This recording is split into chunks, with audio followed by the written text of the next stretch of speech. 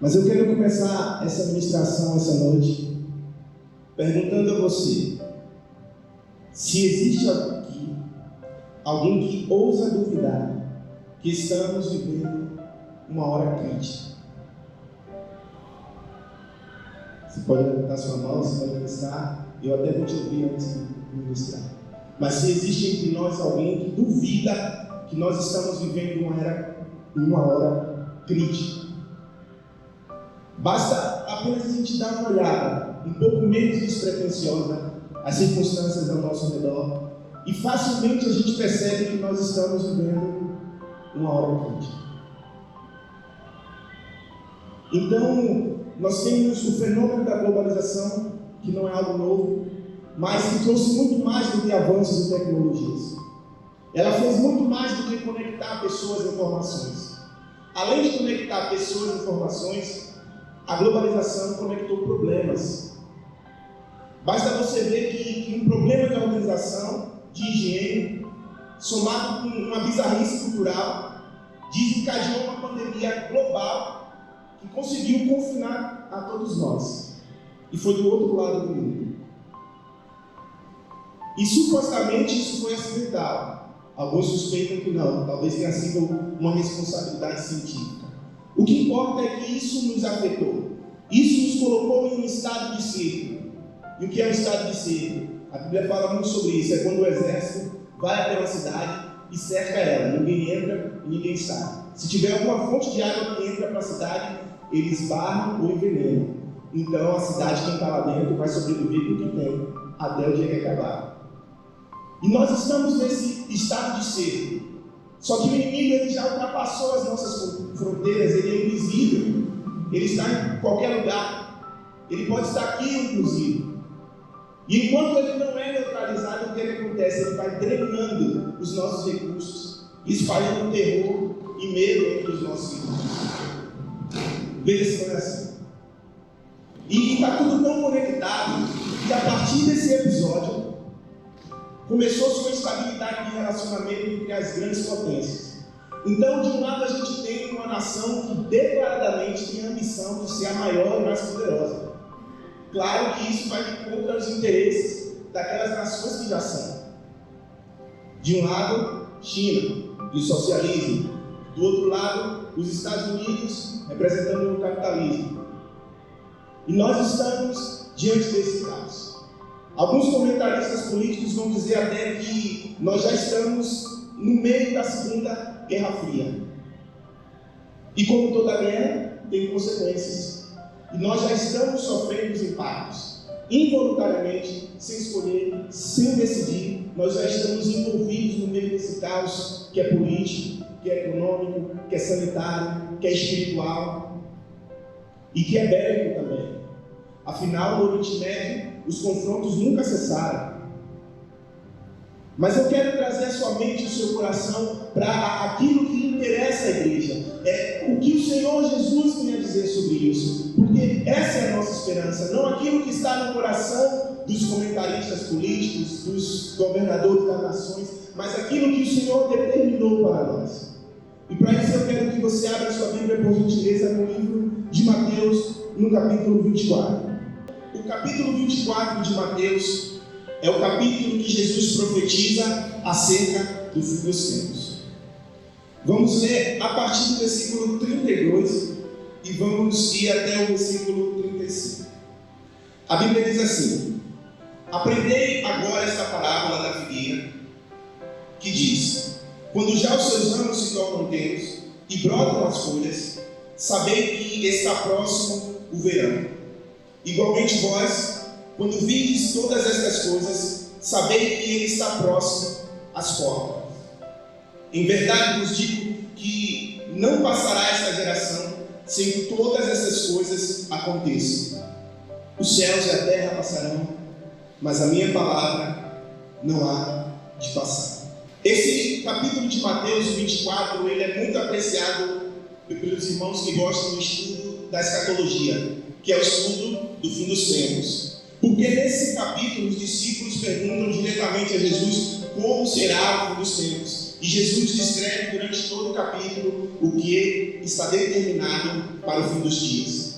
E no final da explanação de Jesus, ele dá essa parábola, que é uma associação direta com o que vai acontecer. Porque observe, ele dá 3 sinais durante esse capítulo, e eu recomendo que você leia ele no capítulo 24 de Mateus. O primeiro é o princípio das dores, que vai do versículo 1 até o versículo 14.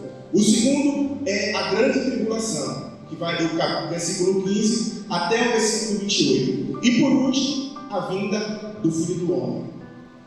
E quando ele conta essa parábola, ele também dá 3 sinais. Ele diz: primeiro, os ramos ficam maduros, depois brotam as folhas, e aí vem o verão. E observe também que o que acontece? Tanto os ramos ficarem maduros quanto as folhas aparecerem, é um fenômeno que acontece na figueira. O verão é externo, vem de fora, mas afeta a figueira. Assim também será durante o fim dos tempos. O princípio das dores e a grande tribulação acontecem aqui no mundo. A vinda do Senhor é externa, vem de fora, mas afeta completamente o que nós vivemos e estamos para viver. Então são 3 períodos, 3 sinais. E mais do que estar atento aos sinais, nós precisamos saber quais os sinais. Muitos acreditam que a vinda de Jesus ela será totalmente surpreendente. Não para aqueles que estiverem atentos aos sinais. Então, a vinda de Jesus pegará de surpresa aqueles que estão nas trevas. Mas aqueles que estão na luz verão evidências claras. O Senhor está às portas. E é isso que ele está dizendo. Olhem os sinais e vejam quando o verão se aproxima. E eu quero falar nessa noite sobre o papel da igreja no fim dos tempos. O nosso papel enquanto povo santo, enquanto sacerdotes do Deus vivo. Porque Deus chamou para si uma nação de sacerdotes, um povo separado. E eu quero enfatizar, não é uma nação com sacerdotes, é uma nação de sacerdotes. E o que é o sacerdote? O sacerdote é aquele que se apresenta diante de Deus. Então, para você fazer parte desse reino, você precisa ser alguém que se apresenta diante de Deus a todo tempo, em todo momento. A todo tempo, em todo momento. A igreja do Senhor, ela é um apontamento claro para o reino que está por vir. O reino que já é, mas ainda não. Ele já é, porque ele não está aqui ou ali, mas ele está dentro de nós. E ele ainda não é, porque ele só vai ser plenamente estabelecido quando o fim chegar, com a vinda do Filho do Homem, e aí ele vai estabelecer o seu reino completamente. Mas ele já está acessível a nós.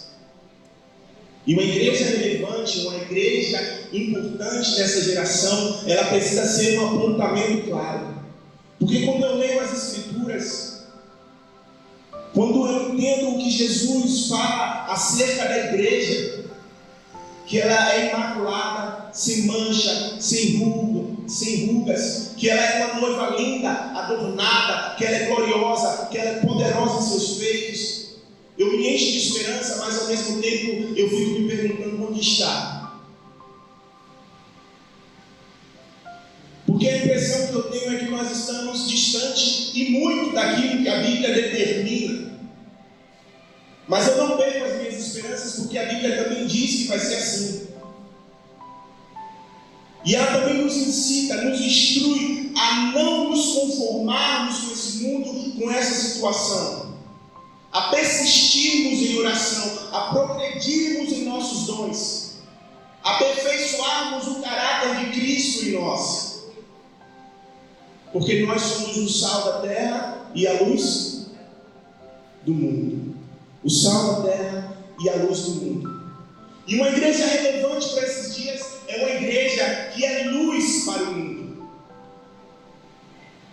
Porque o profeta Isaías, em seu capítulo 60, diz: levanta-te, resplandece, porque lá vem a grande luz, e eis que as trevas cobriram a terra e a escuridão os povos. Mas a glória do Senhor se vê sobre ti, e é a tua luz. Nós somos a luz, porque nós representamos Cristo nessa terra. Então nós temos a obrigação de sermos um povo relevante, socialmente, politicamente, culturalmente, espiritualmente.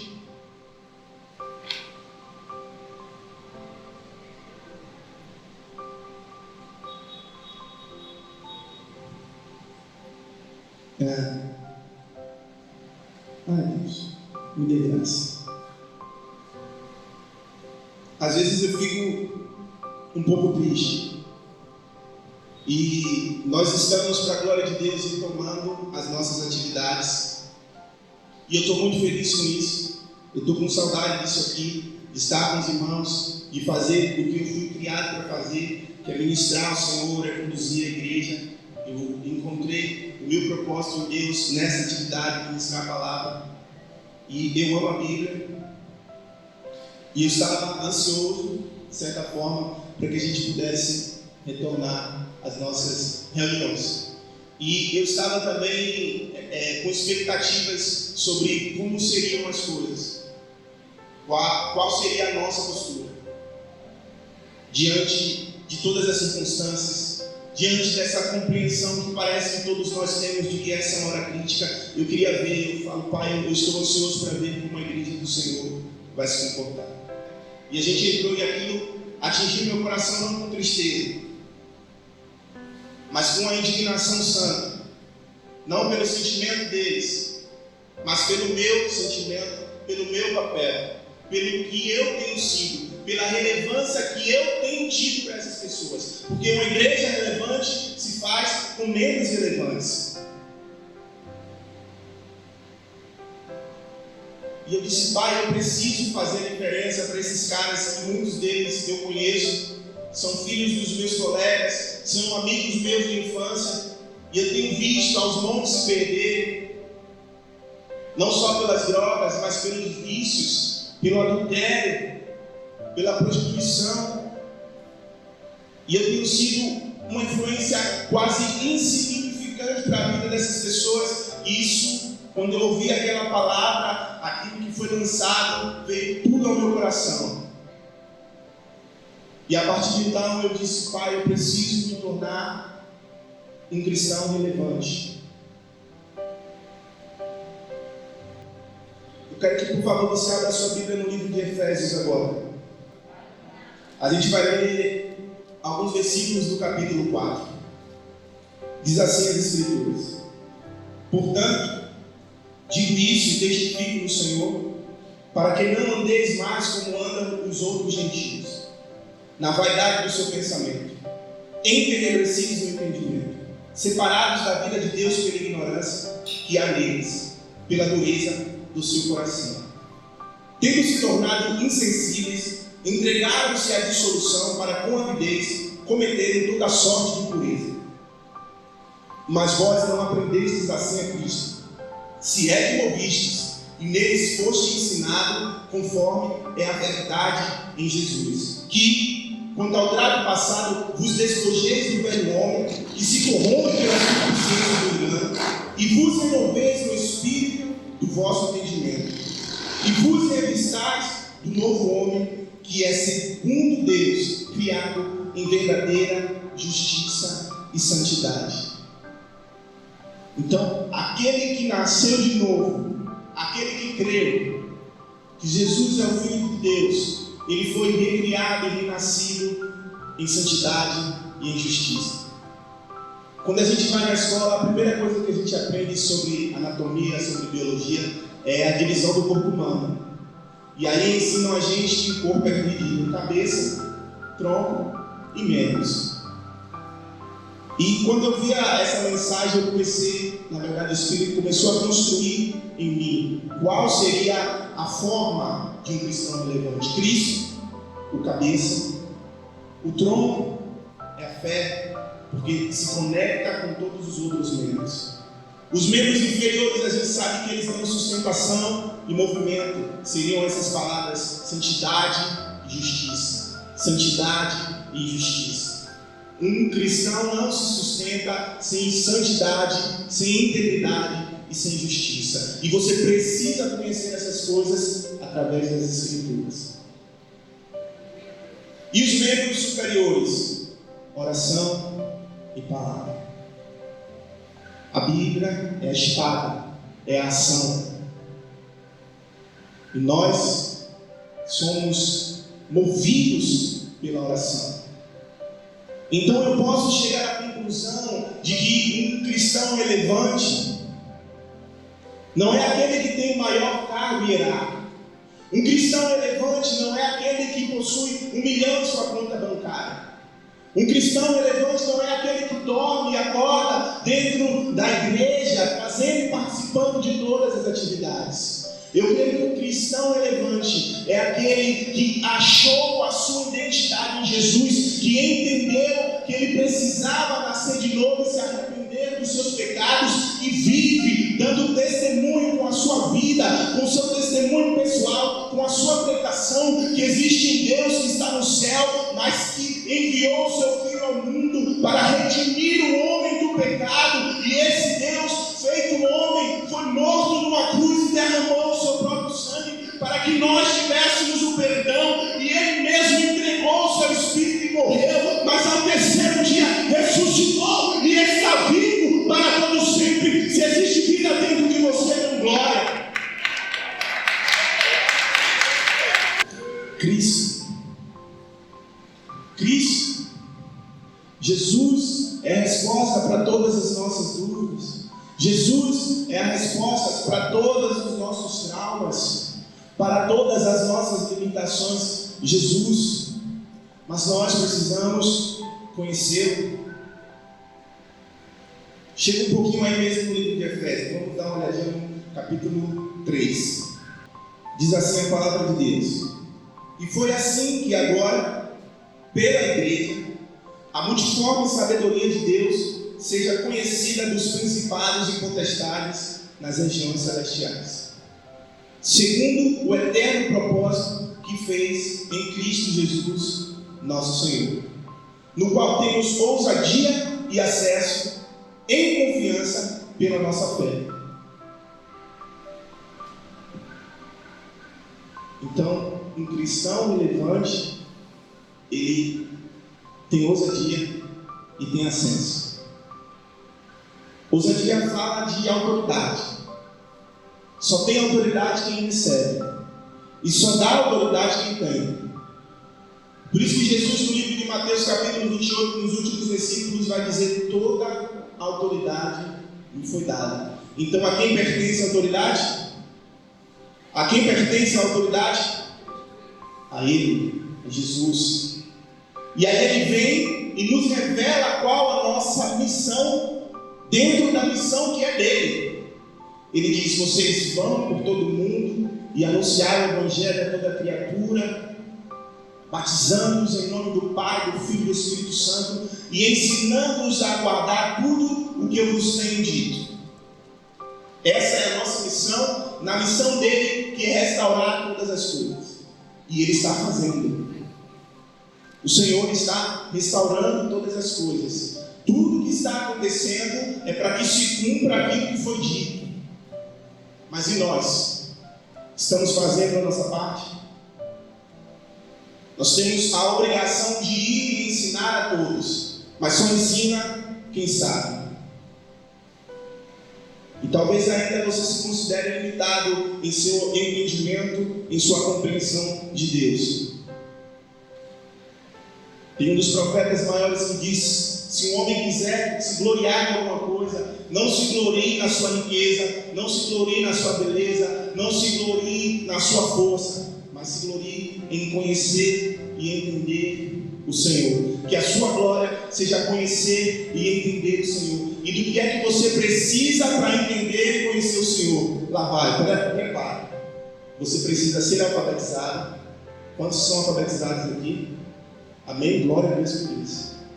O Brasil está um país legal, alfabetizando. Então você já tem a primeira coisa. E a segunda coisa é a Bíblia. Você tem uma Bíblia? Você tem uma Bíblia? Então você, sabendo ler e tendo uma Bíblia, você é capaz de conhecer o tanto do Senhor que Ele quiser. Porque Ele não dá autoridade a qualquer um, Ele dá acesso. E a medida do seu acesso vai determinar o seu nível de ousadia em Deus.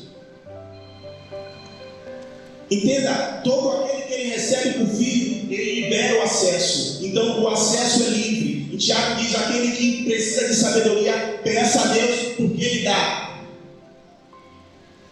E você vai ter acesso aos dons espirituais, às riquezas celestiais, que incluem paz, saúde, prosperidade. Você vai ter acesso à alegria da salvação. E quanto mais você se abastece desses recursos, mais ousado e confiante você fica no Senhor. Aí você se torna capaz de usar as ferramentas que o Senhor te deu com autoridade. Porque o Senhor nos liberou para manifestar nesse mundo o seu poder, para anunciar a sua vinda com pregação, mas para dar testemunho dele com poder, com sinais, com cura, expulsando demônios, batizando com o Espírito Santo. E para chegarmos a esse nível, precisamos ter uma igreja forte, relevante. E para que uma igreja seja forte, nós precisamos de membros fortes, famílias fortes e relevantes. Não se conforme com esse mundo. Não viva, não deixe a vida me levar, vida leva eu. Nós temos um papel. Você tem uma missão que é específica e é só sua. Se você não sabe nem qual é, significa que você já está em falta. Mas você pode buscar isso em Deus. Você pode buscar isso na palavra. E eu quero terminar já essa mensagem.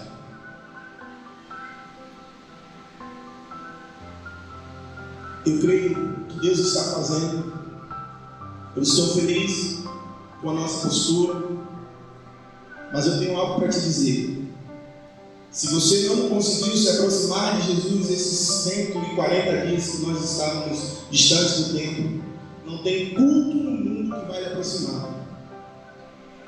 Essa é uma verdade que eu preciso que você entenda, irmão. Se você não conseguiu se aproximar de Deus esses 140 dias, não tem igreja, não tem ministro, não tem pastor, não tem revelação, não tem promessa que vai lhe aproximar. Porque isso é entre você e Deus, é uma decisão sua e de Deus. Eu creio que nós precisamos chorar, primeiro por nós, e depois para que essa igreja que é gloriosa, que é santa, que é luz para o mundo em trevas, ela se revele. E uma igreja relevante não é a que tem o maior número de membros. Uma igreja relevante não é a que tem um prédio mais luxuoso. Uma igreja relevante não é aquela que tem os melhores recursos de mídia e visuais. Uma igreja relevante é aquela que tudo que faz aponta para Cristo.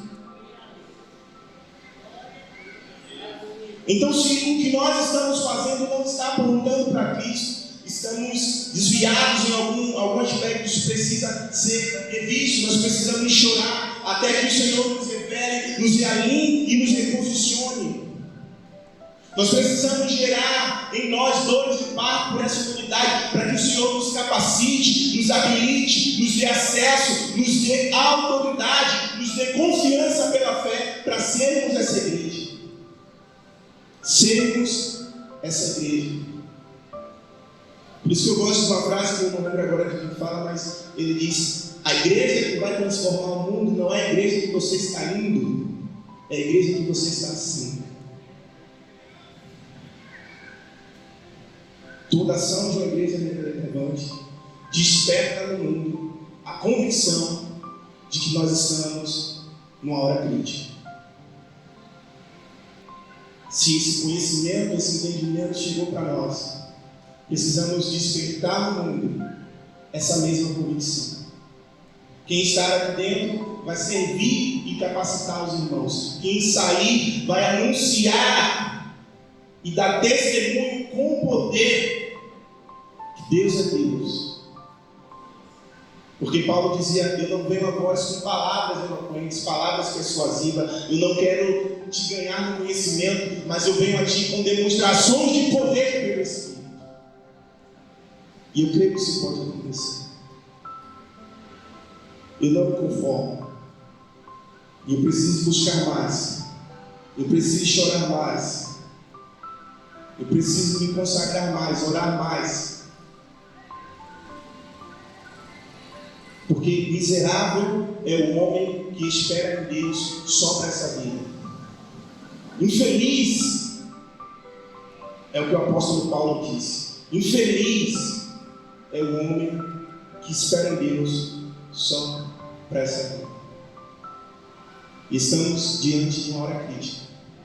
São 100.000 pessoas que morreram esse ano por conta dessa pandemia. E a gente não pode se comportar como se estivesse esperando isso passar para a gente voltar a frequentar o shopping e a praia. Isso precisa nos desesperar. As coisas não estão normais até para quem não acredita em Deus. E nós temos a direção. Ele diz: olhai a figueira. E eu fico impressionado com Jesus, porque Jesus era extraordinário, todo inteligente. Nenhuma frase dele era solta ou por acaso. E quando eu entendi isso, eu falei: poxa Deus, o tempo todo, você estava conectado o tempo todo. Nenhuma frasezinha. Ele disse: olhai a figueira. Quando os ramos estiverem amadurecendo, quando as folhas brotarem, vocês já sabem, está vindo o verão. E aí eu fiquei intrigado com a figueira, e fui olhar a primeira menção de figueira. E se os irmãos não sabem, vamos abrir aqui em Gênesis 3, para a gente encerrar. E a primeira vez que figueira foi mencionada na Bíblia foi em Gênesis 3. Inclusive, ela é a primeira árvore a ser descrita pela Bíblia. Antes disso, só haviam árvores. E quando é que acontece? Vamos ver Gênesis 3, versículo 7. Quem achou diz Maranata? Diz assim: então foram abertos os olhos de ambos e conheceram que estavam nus. Coseram, pois, folhas de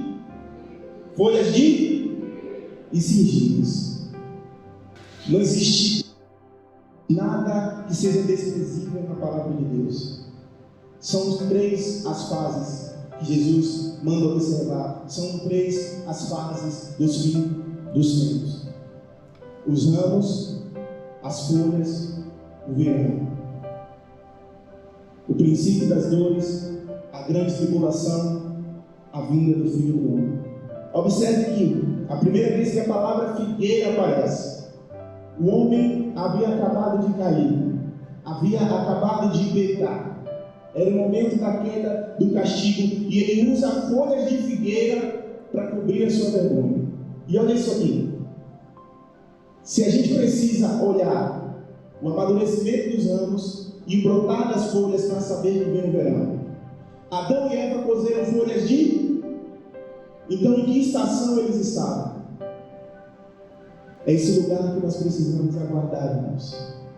Eu gosto também de uma frase muito linda do Leandro Vieira, que diz: a eternidade não é um lugar para o qual nós estamos indo, mas é um lugar para o qual nós estamos retornando. E esse convite que eu gostaria de fazer a você nessa noite, para que você retornasse ao seu lugar de intimidade, para que você retornasse ao seu lugar de relacionamento, para que você retornasse ao seu altar de sacerdócio, para que você reassumisse a sua postura de sacerdote diante de Deus. E eu oro para que você, em nome de Jesus, tenha o seu coração agora inflamado pelo Espírito.